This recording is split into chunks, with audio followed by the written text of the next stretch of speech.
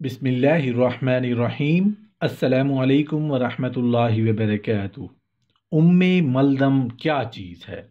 حضرت ابو ہریرہ رضی اللہ عنہ سے روایت ہے کہ تپ یعنی بخار نبی اکرم صلی اللہ علیہ وآلہ وسلم کے سامنے ایک سیاہ رنگ کی عورت کے بھیس میں نمودار ہوئی۔ آپ صلی اللہ علیہ وآلہ وسلم نے اس سے پوچھا کہ تو کون ہے؟ اس نے کہا کہ میں ام ملدم ہوں۔ آپ صلی اللہ علیہ وآلہ وسلم نے پوچھا کہ ام ملدم کیا ہے؟ اس نے کہا کہ میں گوشت کھاتی ہوں اور خون کو خشک کرتی ہوں اور میری گرمی دوزخ کی لپیٹ ہے۔ اس بیان سے نبی کریم صلی اللہ علیہ وآلہ وسلم کو معلوم ہوا کہ وہ تپ ہے۔ اس کے بعد اس نے کہا کہ یا رسول اللہ صلی اللہ علیہ وآلہ وسلم، آپ مجھے اپنی جماعت میں سے ایسے لوگوں کے پاس بھیج دیجئے جن سے آپ کو سب سے زیادہ محبت ہے۔ نبی کریم صلی اللہ علیہ وآلہ وسلم نے اسے انصار کی طرف بھیج دیا۔ وہ لوگ 7 روز تک تپ اور لرزہ میں مبتلا رہے، یہاں تک کہ مجبور ہو کر نبی کریم صلی اللہ علیہ وآلہ وسلم کی خدمت میں فریاد لائے۔ نبی کریم صلی اللہ علیہ وآلہ وسلم نے ان کے لیے دعا فرمائی اور اللہ تعالیٰ نے ان سے تپ کو دور کیا۔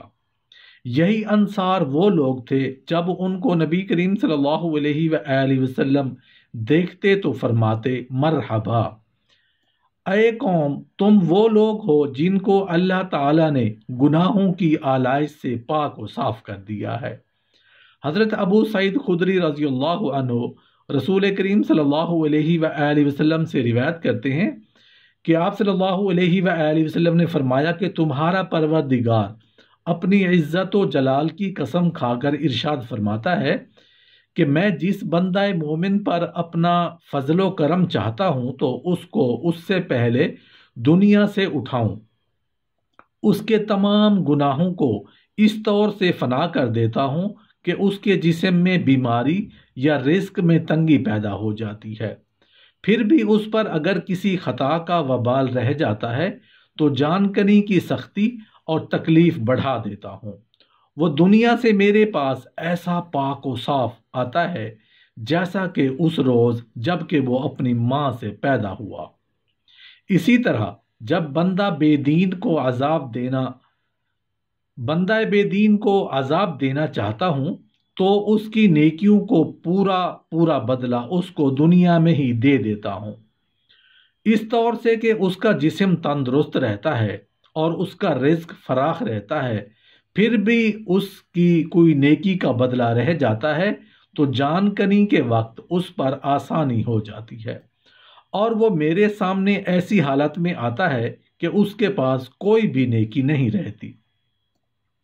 حضرت جابر رضی اللہ عنہ سے روایت ہے کہ رسول کریم صلی اللہ علیہ وآلہ وسلم ام صائب رضی اللہ عنہا کے گھر تشریف لے گئے۔ فرمایا تجھے کیا ہوا تو کانپ رہی ہے؟ انہوں نے کہا مجھے بخار ہے، اللہ تعالیٰ اس میں برکت نہ کرے۔ آپ صلی اللہ علیہ وآلہ وسلم نے فرمایا بخار کو گالی نہ دو، اس لیے کہ بخار بنی آدم کے گناہ دور کر دیتا ہے جس طرح بھٹی لوہے کے میل کو دور کر دیتی ہے۔ رسول اللہ صلی اللہ علیہ وآلہ وسلم نے فرمایا اللہ تعالیٰ اس شخص کو تر و تازہ اور شاداب رکھے جس نے ہم سے کوئی حدیث سنی پھر اسے یاد کر کے لوگوں تک پہنچا دے۔ ایک شخص نے نبی کریم صلی اللہ علیہ وآلہ وسلم کے روبرو بخار کو گالی دی تو آپ صلی اللہ علیہ وآلہ وسلم نے ارشاد فرمایا کہ تم بخار کو گالی مت دو، بخار کی بیماری مریض کے گناہوں کو اس طرح دور کر دیتی ہے جس طرح لوہے کے میل کو آگ دور کر دیتی ہے۔